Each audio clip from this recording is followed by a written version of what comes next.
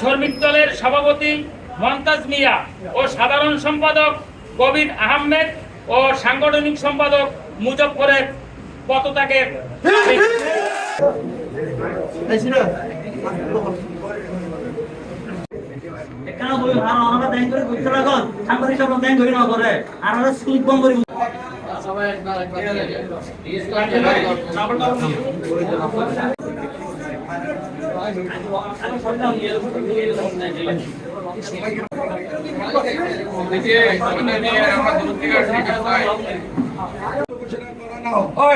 আমি চ্যালেঞ্জ করে বলতেছি, চ্যালেঞ্জ করে দিয়ে বলতেছি, আগামী 15 দিনের মধ্যে যদি বাংলাদেশ জাতীয়তাবাদী শ্রমিক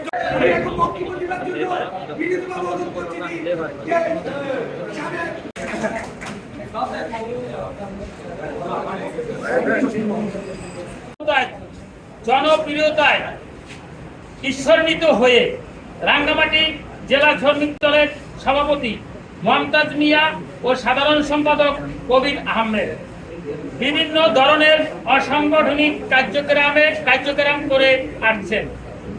এইভাবে জেলা শ্রমিক দল চলতে থাকলে রাঙ্গামাটি শ্রমিক দল এক সময় কর্মী ও নেতা শূন্য হবে।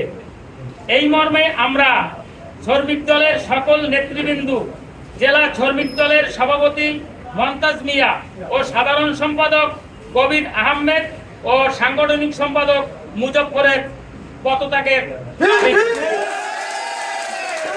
আমরা 7 দিনের ভিতরে আমাদের পূর্ণাঙ্গ পৌর কমিটি যদি না দেওয়া হয়, আমরা পরবর্তী ধাপে আন্দোলন করব।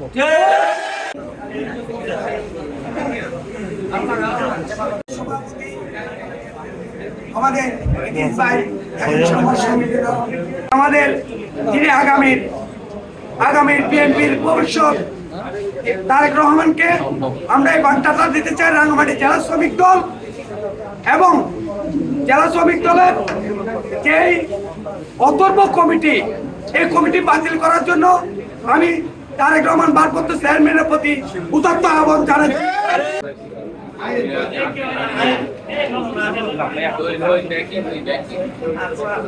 শ্রমিক দল আপনারা জানেন, রাঙ্গামাটি